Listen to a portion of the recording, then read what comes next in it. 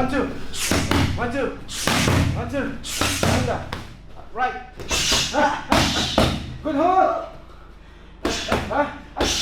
Good. Bench. Jump. Last one. Hey. Good job.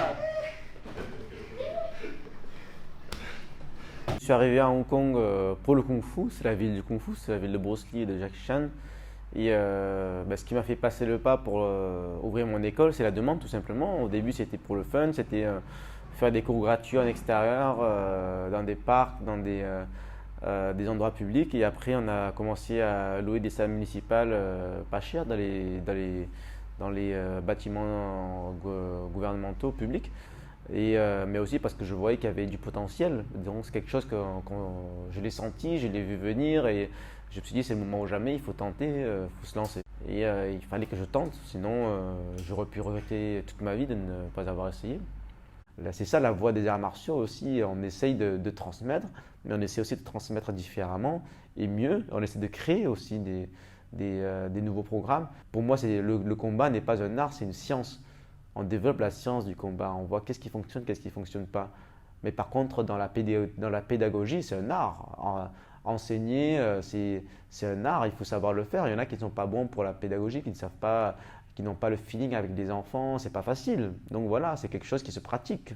Donc c'est avant tout une science du combat, mais c'est aussi un art de la pédagogie, de comment développer une école, une ambiance. Et tout ça, ça m'aide aussi moi-même en tant qu'athlète, j'apprends. Moi-même, quand j'enseigne, je vois les difficultés de mes élèves, je me pose des questions sur moi-même aussi. Et je vois ça, ça arrive aussi au niveau des enfants. Donc, on a beaucoup à apprendre de soi-même quand on enseigne aux autres. Donc, apprendre, c'est une étape. Mais en fait, ce qu'on dit souvent dans les arts martiaux, de Kung Fu, c'est qu'on ne sait pas vraiment si on sait. C'est-à-dire que comment savoir qu'on maîtrise une technique. La deuxième étape de l'apprentissage, c'est l'enseignement.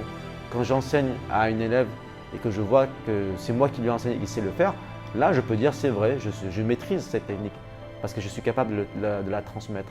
C'est ça la deuxième étape de l'apprentissage.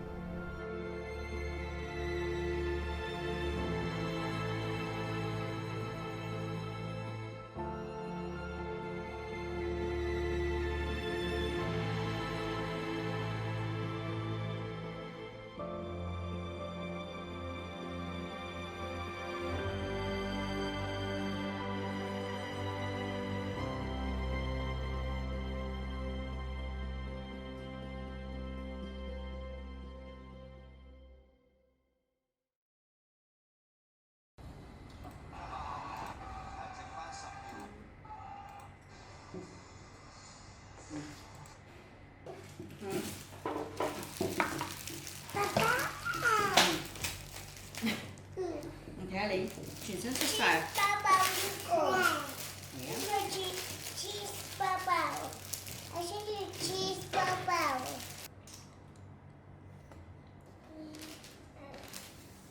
Muốn ăn gì cả nào? Ok. Có liều à?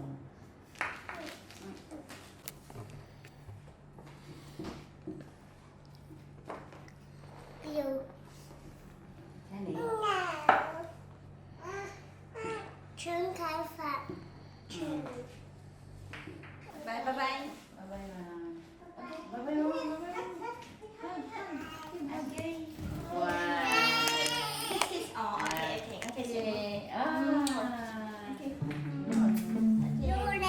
thank you. I'll be back. Okay. Okay, goodbye. Yeah, bye bye.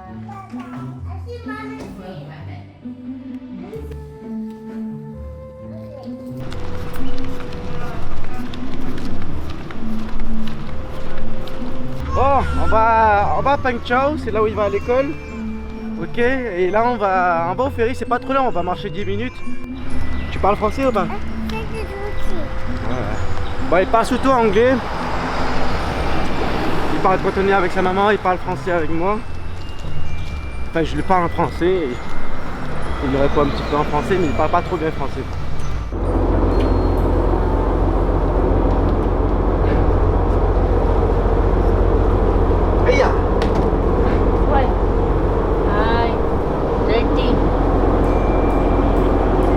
Yes, dirty.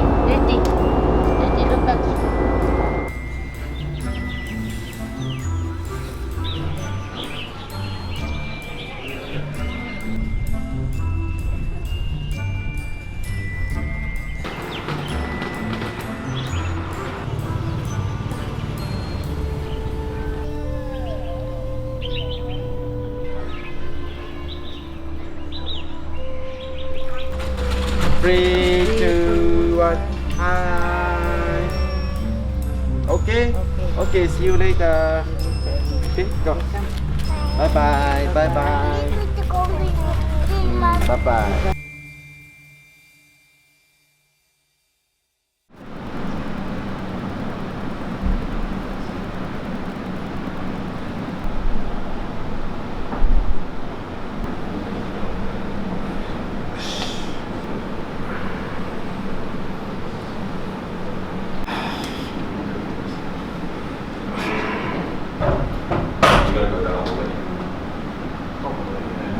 C'était une compétition de jiu-jitsu brésilien au Japon et de très haut niveau. Du coup, il fallait que je continue la compète.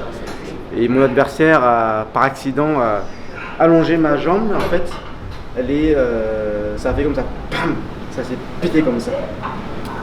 Et du coup, j'ai le ligament croisé antérieur qui s'est quasiment rompu, enfin bien rompu, et il a été reconstruit. Voilà, j'ai fait une chirurgie en décembre. Ça fait maintenant 8 mois. Il faut environ 8-9 mois pour récupérer, voilà, 9 mois. Donc je suis normalement j'ai quasiment récupéré là, donc il faut que je fasse attention, mais je me sens assez bien. Et voilà, c'est le genre de blessure qui nous met out pour 1 an. Quand on a 35 ans, 1 an, ça compte quand même. Donc voilà, c'est un gros coup dur, mais bon, la vie continue, on s'y remet. Voilà, là, je récupère, j'espère combattre à nouveau d'ici quelques mois, hein. D'ici la fin de l'année, j'espère, 3 mois.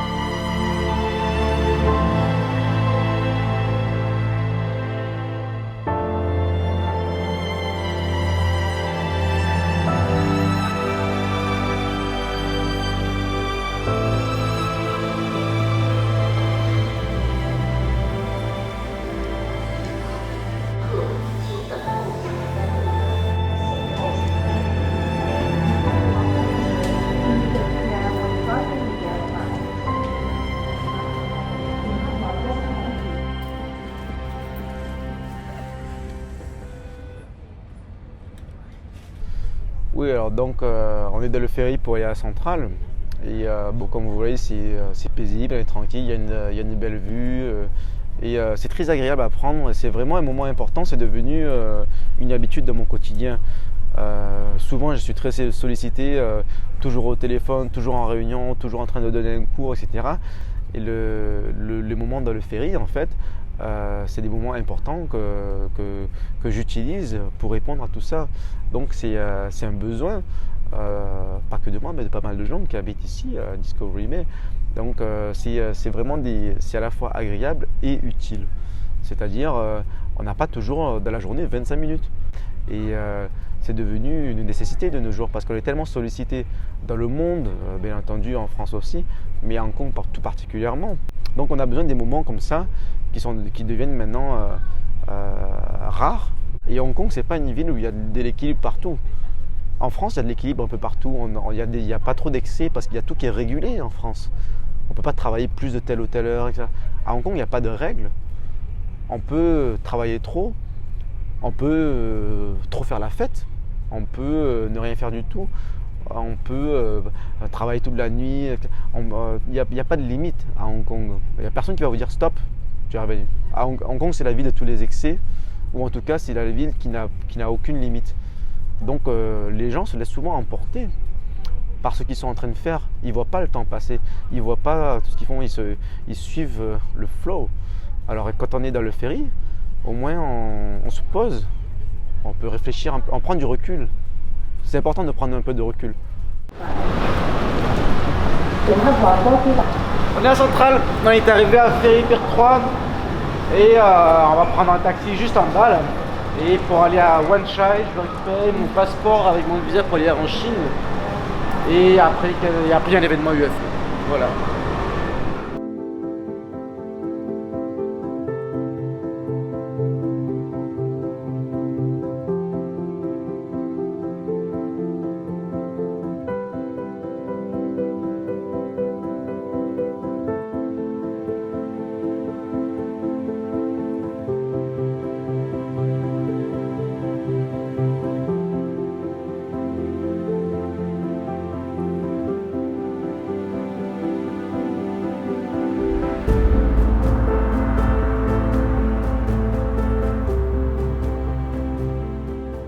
L'UFE est une association reconnue d'utilité publique par le gouvernement français depuis plus de 90 ans. Elle a été créée en 1927 et l'UFE a deux missions principales. La première est défendre les intérêts des Français et de l'étranger et la deuxième est d'aider à maintenir un lien avec la France. Et ces actions se font autour de 4 valeurs qui sont l'accueil, l'entraide, la convivialité et le rayonnement de la France dans le monde, c'est-à-dire la culture, la francophonie et tout ce qui permet de faire la promotion de la France. Alors, je suis responsable de l'UFE Hong Kong, donc je suis le président. En 2015, j'ai rejoint l'équipe UFE en tant que responsable des événements French Rendez-vous. On organisait les apéros mensuels. Et un an après, quand la place est libérée, j'étais le plus légitime à prendre la relève. Du coup, depuis septembre 2016, je suis le président de l'UFE à Hong Kong. Et depuis mars 2019 aussi, je suis administrateur de l'UFE Monde. Donc j'ai été élu au CA de l'UFE Monde à Paris en mars de cette année. Et voilà, c'est un mandat de 6 ans. Donc je suis engagé pour Hong Kong et Macao, mais aussi pour l'association globalement dans le monde en tant qu'administrateur de l'UFE Monde.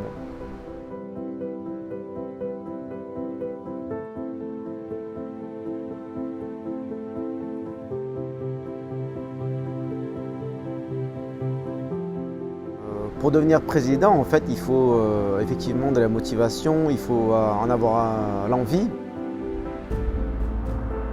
Devenir président, ça permet en fait de mettre en place un programme. Et je pense que tout naturellement, en dehors de l'UFE, en dehors du cadre de l'UFE, j'avais rencontré pas mal de monde à Hong Kong, dans la communauté française, où j'avais déjà une idée définie de comment mieux rendre service aux Français de Hong Kong et Macao. Quand on veut faire quelque chose, malheureusement, la plupart du temps, il faut avoir la position pour le faire, pour avoir la main sur les commandes. Voilà, donc ça c'est vrai dans les associations, c'est vrai dans les entreprises, c'est vrai dans la vie politique, dans pas mal de domaines. Donc on a beau avoir des bonnes intentions, on a envie de faire du bien et de changer les choses, mais on ne peut pas changer les choses juste en disant ce qu'il y a à faire, juste en mettant des statuts dans les réseaux sociaux, en disant ça c'est bien, ça c'est pas bien, juste en se plaignant. Sinon on parle dans le vide.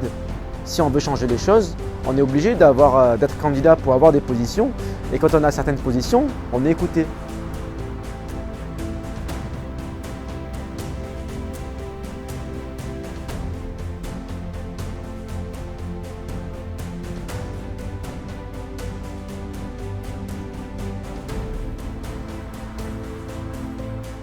Ces signaux faibles que tu peux avoir sur le terrain, donc c'est vraiment de la remontée d'infos, il faut capter ça. Et ça couvre aussi les sujets qu'on disait tout à l'heure, c'est quoi? C'est la culture, l'économie, l'emploi, sécurité, sociale, l'entrepreneuriat, voilà, tout ce qui peut aider les Français et l'étranger. Donc ça c'est pour on va dire le paysage général. Après bon, comme David et Guillaume qui vous en parlaient de leurs priorités, moi je parlerai de 3 choses. La première c'est bien sûr le renouveau. Ma deuxième priorité, c'est que la politique, elle doit être locale aussi. C'est-à-dire que les conseillers consulaires, ça ne doit pas être des gens qui ont une étiquette, qui votent pour le parti et qui prêchent la parole à l'étranger. Et après, le troisième, c'est le rayonnement de la France dans le monde, son image et notre lien avec la France.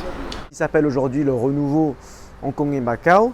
C'est un groupe de personnes de bonne volonté qui ont envie de discuter de sujets essentiels pour la vie des Français de l'étranger et qui se retrouvent 1 ou 2 fois par mois. Voilà. Le renouveau doit être représentatif, c'est-à-dire que pour les élus ou les représentants du renouveau, ils doivent être de tout profil, des personnes très aisées ou plus modestes, et aussi des personnes qui sont là depuis longtemps ou aussi pas trop longtemps, et aussi de tous âges, des Français qui œuvrent vraiment pour les autres Français au quotidien. Et ce sont ces gens-là qui sont impliqués dans la vie des Français étrangers dans tous les cas, sans même être élus ou quoi que ce soit. Ce sont ces gens-là qui sont légitimes à être ensuite élus.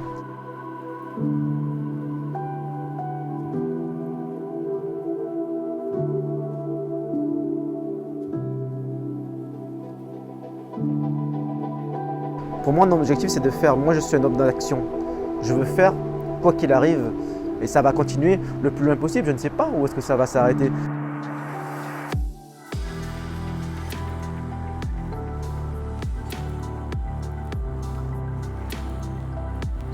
Je ne cherche pas forcément à ce que ce soit moi qui évolue, mais c'est le club, c'est les membres. Je veux que mes élèves évoluent, je veux qu'ils apprennent, je veux qu'ils deviennent des champions. Mon objectif, c'est que mes membres gagnent tel tournoi, je veux voir des médailles autour de leur cou. Je vais aller le plus loin possible pour pouvoir faire le plus possible.